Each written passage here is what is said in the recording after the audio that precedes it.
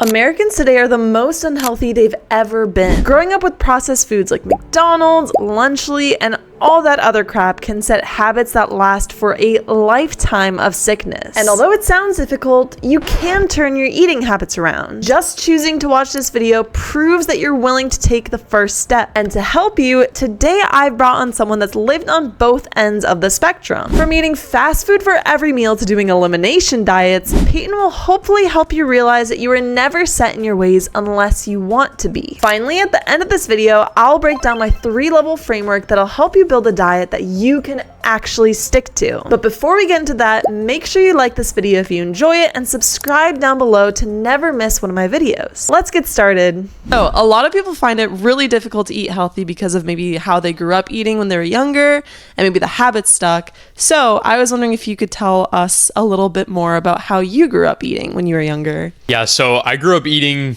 like garbage pretty much. I grew up with tons of processed foods in the house. It was very uncontrolled. I was pretty much allowed to eat everything, and you know, being a young kid, I wanted to drink soda and eat all these sweets and stuff, and I had access to them. There was Oreos in my house all the time.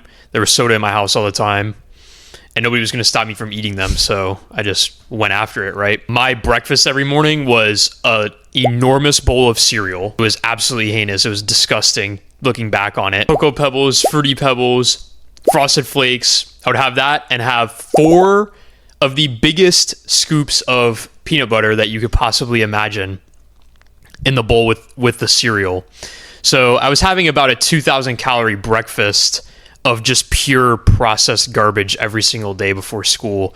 And I did that from pretty much middle school all throughout high school as well. Do you think that you were able to get away with that without any sort of bad consequences, or was there anything that happened as a result of you eating like that? Yeah, so I experienced a lot of acne, excessive amounts of acne, more than just the teenage amount of acne. I mean, just like cystic acne throughout my face. As you know, I have tons of scars on my face now.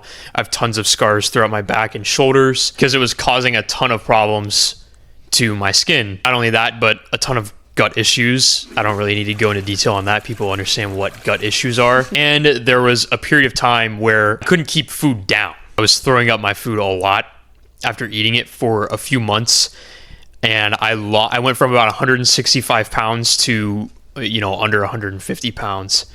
In the span of a couple months. It wasn't until I started doing a lot more research on it that I was like, maybe, going out to Wendy's and going to McDonald's and getting 4 McChickens and a mocha frappe is kind of hurting me. And then that's when I started to try to make changes. Honestly, I grew up the complete opposite of you, and I feel like I also kind of had to find a healthy medium since I grew up vegetarian and raw vegan for a good chunk of time. I mean, my family just didn't understand, right? I was always skinny. I was always very skinny, and I was pretty muscular. Like I had, abs and stuff as a high schooler. So, my family thought I was okay. I was healthy. At what point did you realize that it wasn't healthy, and what inspired you to kind of make that change? Well, after I had lost over 20 pounds, I think it kind of started to set in that something was wrong with me. I kind of did a lot of reflection of like what I was eating and just what I was doing with my body. Because I went to the gym all the time. I was very active. I played a lot of sports and stuff. So I was like, I shouldn't be feeling this bad. Like this many things should not be wrong with a person who is this active and goes to the gym and stuff. So I did a little bit of research. I saw that dairy could be a problem. I started cutting that out, and that was like the first big change that I made. I was like, no more dairy.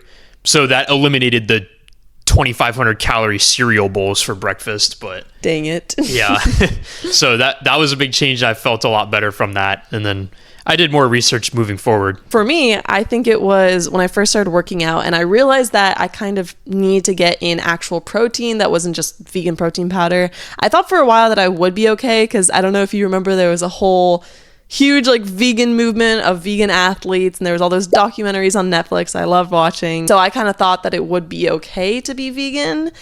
For me personally, it didn't work. I know that a lot of people like it. I don't really like it, and so I just had to start eating meat. Meat's been kind of an up and down journey for me, so we'll talk about in a bit. But speaking of meat, what about it? speaking of meat, do you think that you could tell me a bit about the transformation that happened in your diet when you first came to college? Yeah, so when I first came to college, that was when I started buying my own groceries. So I never used to go to the grocery store. I would just eat whatever the heck my dad bought for me when he was at the store. Which was what, typically? Which was freaking anything. It's not his fault. I didn't ever tell him what I wanted. He would just grab whatever he thought was good, right? And, it was a lot of microwavable meals. Not Whole Foods. It wasn't Whole Foods ever. Only because I also didn't know how to cook.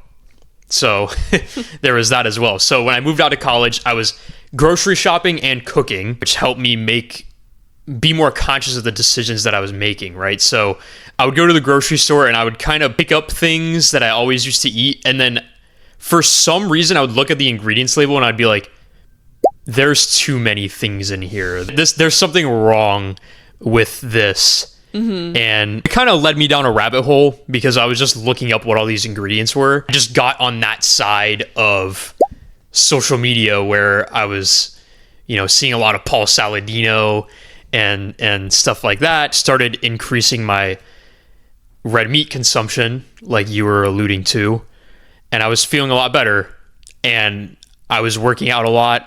I was very active.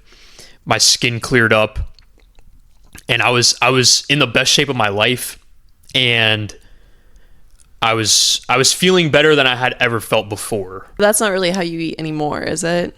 No. On the other hand, when I first came to college, I kind of threw out everything I thought I knew, which inevitably led to me getting the absolute worst skin of my entire life. I gained 10 pounds. The freshman 15 was real. And I just felt like crap. I felt so bad, which led me to try the vegan diet again. And then you met me. And then we met. And I was like, no, that is stupid. And this was when Peyton was eating a lot of meats. Yes. And I was very intrigued by his diet, and because he told me that it helped clear up his skin, and my skin at the time was not good. It was really not good. Do you remember what happened after I started eating like you? Yeah, you thought it was yucky. Yeah, simply put, I just had the worst meat aversion ever. You developed beef with beef. I did develop beef with beef and every other type of meat ever. It was so weird because I would want to eat it and then I just couldn't. I remember one day for Valentine's Day, I cooked a whole array of dishes, and then you came home and you made steaks. And I was so excited to eat. I was so hungry. And then we sat down to eat and I just couldn't put it in my mouth. I was just so disgusted by... Stop. I couldn't put any of the food in my mouth. Let's fast forward to now. What are some foods that you just try to avoid and that you personally don't like to eat? I would say I still avoid dairy. Like, dairy is my number one thing that I avoid. It was the first thing that I cut out of my diet, and it was the biggest leap forward for me in terms of my health. When I cut out dairy, my acne got so much better. I started feeling so much better just from one simple move like that. I understand that a lot of people are into the raw dairy, the raw milks and raw cheeses. I've tried that stuff and it still doesn't sit well with me. I would say another one that I avoid is soy. I never eat anything with soy in it. It's extremely heavily processed and stuff like that. So I stay away from soy a lot. I just know how bad it can be for hormonal health and stuff like that as well. And then the third thing that I typically always stay away from is seed oils. If I can control not eating seed oils versus eating them, I'm going to not eat them. You know, I cook everything in beef tallow or coconut oil, and I call it a day from there. No more of that Pam spray. I was very big on Pam spray. I thought it was really quick and easy, just spray everything down. But no more of that. I agree with you on that, though. I definitely also try to avoid seed oils, just like in my everyday life. I know it's hard to avoid when we go out to eat, though, because every restaurant uses them. So I don't really try to stress too much about that. But personally, my biggest thing that I like to avoid is sugar, just because I know that I get so badly affected by it. And that's my equivalent of dairy for you, I break out like crazy even if I have the slightest amount of sugar. It's like my magic trick. You give me a little bit of sugar and in 20 minutes I have pimples all over my face. It's ridiculous. I actually did make a whole separate video about sugar. Can confirm to all of you that this is real for her. However, sugar does not have that same effect on me. Sugar is not good for you, but the skin thing varies from person to person. I would say though that if anyone does have issues with acne, maybe try cutting out sugar, see how that could affect you possibly.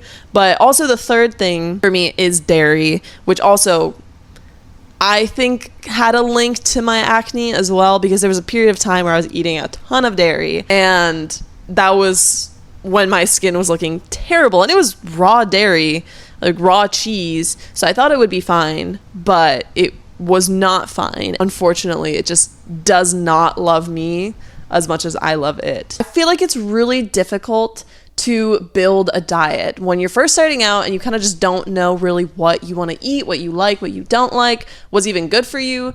So I kind of wanted to break it down into food groups, and not the type of food groups like dairy and meat and like fruits and grains and stuff. You've probably never heard of these food groups, but I want to talk about it in these 3 levels of food that I've kind of created. So level 1 foods are foods that you love eating that are also good for you, right? The level 2 foods are foods that you eat only because they're good for you. And then level 3 foods are foods that you love eating that aren't really good for you. I feel like a good way of building up your diet from the bottom is step 1 is like finding a bunch of level 1 foods that you love eating that are just really nutrient dense and really good for you. And for me, that was really difficult starting out because I was like, I like fruits and that's about it. Everything else that I really like is not that great for me. But over time, I feel like I've been able to build a repertoire of foods that I really like.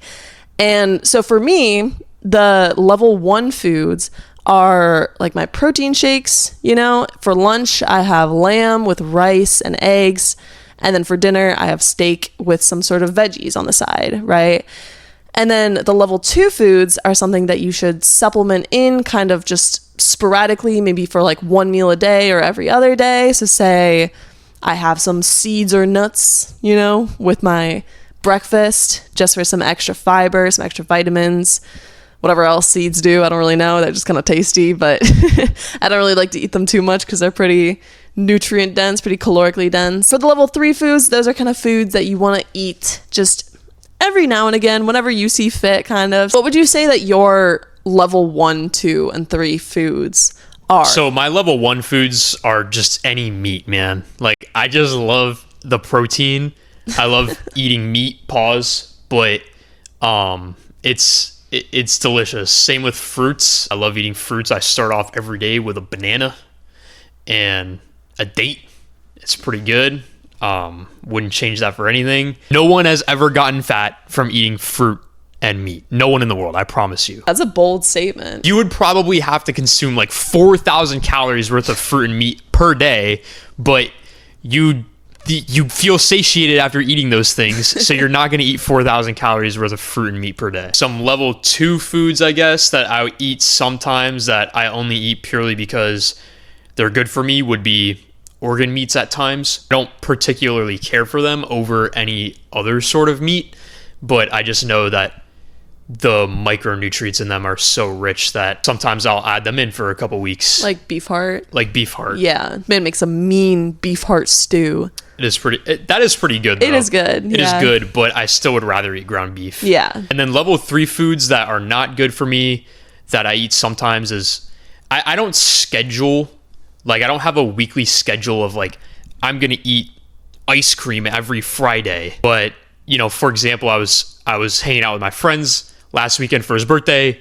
He wanted to go get pub subs. So I went and had a nice foot-long Reuben pub sub. Ooh. That was freaking delicious. Typically, if I'm going to have a cheat meal, it's a social thing. We want to go on a date sometimes and have, you know, some pizza or something.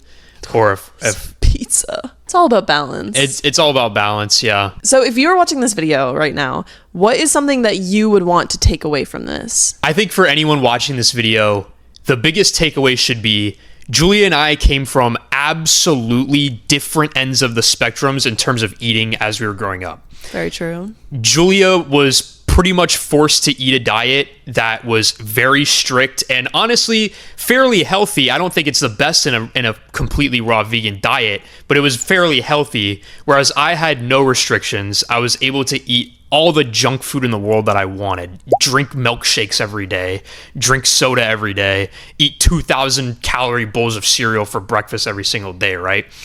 She kind of rebounded. She developed some bad habits because she was, let out on her own and able to make her own decisions, and she was able to eat all the junk food that she wanted.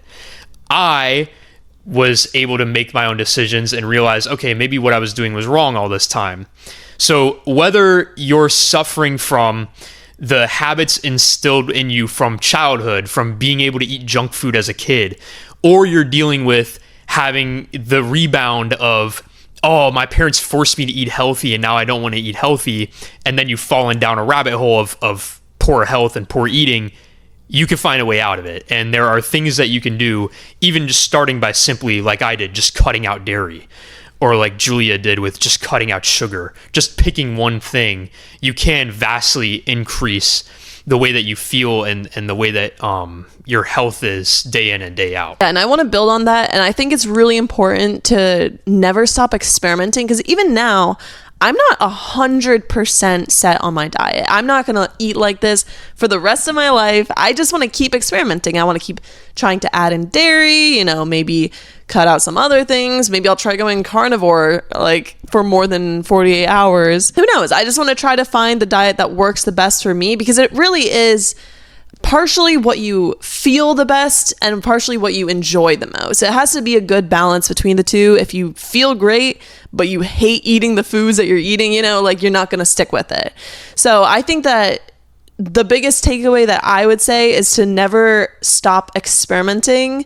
And honestly, even if you are at not the point that you want to be at right now, it's fine. Just one step at a time. Maybe try out what we mentioned earlier about the 3 levels of food. And honestly, I think that if you just keep pushing and keep trying, you can totally find a diet that you're happy with and just build upon that. I think what matters is not really letting yourself be a victim to how you grew up in the past and how you were, because you can always change, and I think that is really powerful. If you guys enjoyed this video and you want to hear more of me and Peyton chatting, definitely give this video a like and subscribe down below. Thank you guys so much for watching, and we will see you guys next time.